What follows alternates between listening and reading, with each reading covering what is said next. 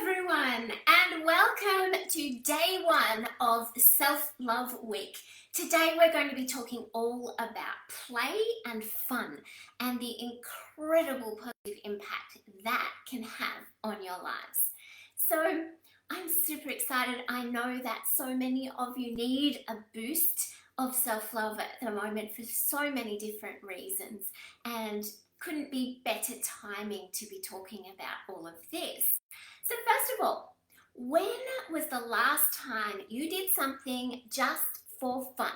No agenda, no productivity goals in mind, just pure joy. Unfortunately, fun is usually the bottom of your priority list. It's seen as a luxury, not a necessity. And today I want to challenge that norm. You can't pour from an empty cup. We've all heard that before. And fun isn't just good for the soul. It has profound benefits for your mental health, for your relationships, for your longevity. Fun activities have actually been proven to lower blood pressure and reduce your risk of heart disease. Did you know? Now, this statistic absolutely blew my mind, and it's something we really need to change. 26% of adults over the age of 18 have been reported to say that they engage in no fun activities in an entire year. So a fun activity is something that is defined as active involvement. So you could say, oh, I have fun, I watch Netflix, but that doesn't count. Anything that's passive like that isn't classified as a mood booster, a joy booster, something that's going to really impact your mental health and your well-being. You have to be a little bit more actively engaged. I think in the study they did count going out to the movies. As long as you went with someone, that would count as an activity of fun, because there's at least some social engagement and interaction, but just sitting and watching Netflix doesn't count. 26% of adults over the age of 18 report that they don't do anything in an entire year. That's tragic. We absolutely have to change that. So that's what today is all about, getting us thinking about this. So fun is proven to reduce stress, enhance mental well-being, improve your mood, and it's personal to you. It has to be something that you are actively engaging in. But it could be something like a board game or a card game with family or friends. It could be a video game, especially if it's something that you're playing online with other people. A craft, an art. You might love painting or drawing. Think back to your childhood. What were some things that you used to love doing? And re-engage with some of that. Now, I honestly couldn't remember the last time I just sat down and did a painting just for fun. And recently over the holidays, I did that. And it was, I'm really terrible, I'm going to admit that, but gee, it was fun. I was doing it with one of my daughters and we had a great time. And on this recent holiday as well, I thought, right, I'm going to do a few things that I haven't done since I was a kid. So instead of my usual graceful entry into the pool, walking down the stairs, I dive bombed into the pool, and my children were in hysterics. They thought it was so funny, but it really brought a rush of endorphins and chemicals into my body and just brought me back to that feeling from when I was a kid. It was intoxicating. I also played for the first time with my children a game of pool or billiards type game, and I haven't done that since I was at uni. It was so much fun. I'm really not great at that either, but it doesn't matter. It's just fun.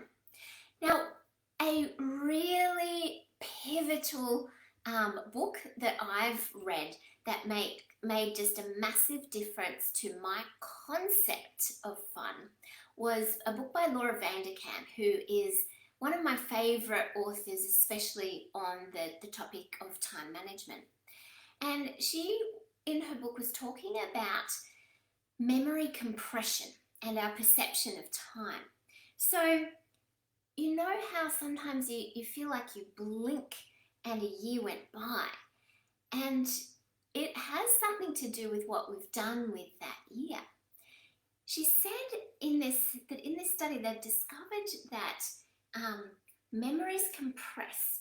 So if you engage in the same activity repeatedly over your life, it gets harder as you get older to think back and distinguish different times with that memory. So I had a bit of a realization of this when I went away on holidays with my family last week, because my childhood, don't get me wrong, it was amazing. We went to, we had a family holiday house that we went to every year. But my memories of holidays from childhood are very difficult to distinguish which holiday was which, and whilst it was an amazing experience, in my memory it is compressed into one compartment, one memory. Yes, I had lovely holidays at that place, but that's it. I can't distinguish different times, different experiences. It's compressed into one memory.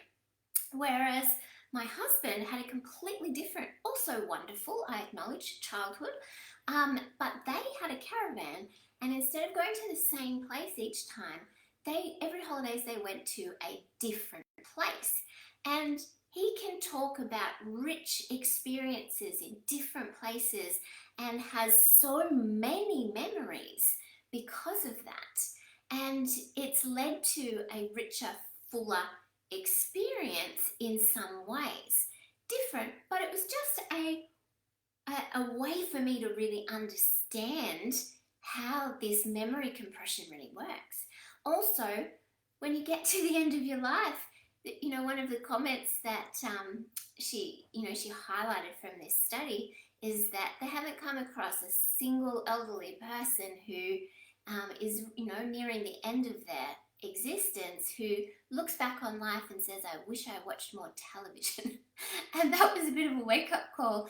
It's like, yeah, I really don't need to be watching this much.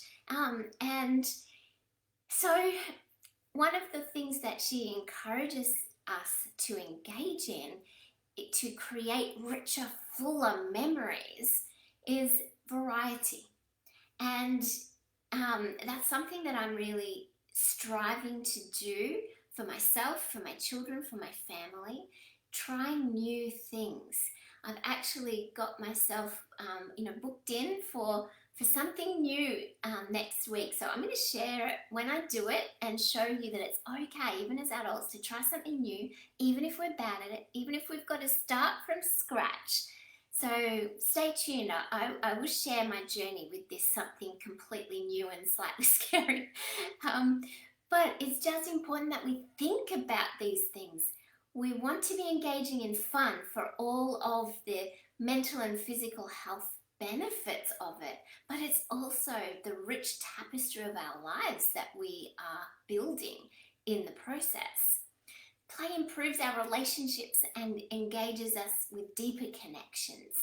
We need to break the busy trap where fun is seen as the lowest priority and a luxury. If we reframe that thinking and think of it as a necessity, and it's been proven to actually boost your productivity, then you're going to engage in it with a different mindset. So what I want you to do, I'm not calling this a challenge because self-love shouldn't be a challenge. This is a sparkler. Your self-love sparkler to enhance your life today is to reconnect with something that you used to love in your childhood. It could be something small. It doesn't have to be something grand. I took up karate again a few years ago because I did it for a year, actually nearly 2 years when I was a kid, and loved it. And I wanted to come back to it. And I found that joy again. And so it doesn't have to be such a big commitment or a big change like that. You might think, yeah, gosh, I used to love playing Lego when I was a kid. These days, they make amazing Lego sets for adults. So maybe go and buy a set, or get out your kids' Lego and, set yourself a challenge to build something fun in 20 minutes. You might have loved painting or drawing or knitting, something.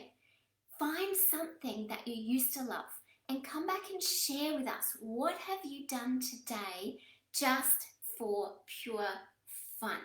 And my additional bonus challenge for you for this week, or not challenge, bonus sparkler, I've got to reframe my own words there, is to try something new this week.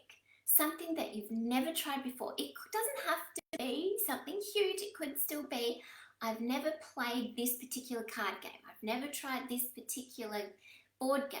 Or it could be, you know what? I've never tried crochet. I'm going to take it up. One of my, a couple of my friends actually from my son's gymnastics took up crocheting together, and they love it.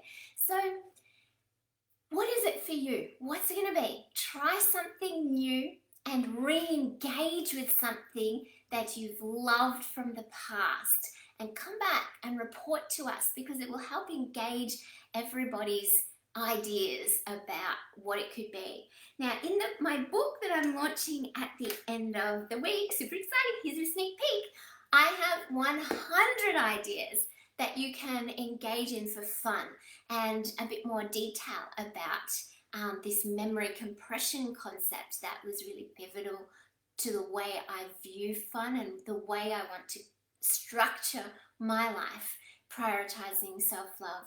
I'm so sorry if you have made a comment in the live. Facebook's not being kind today and letting me view them, but I will go back.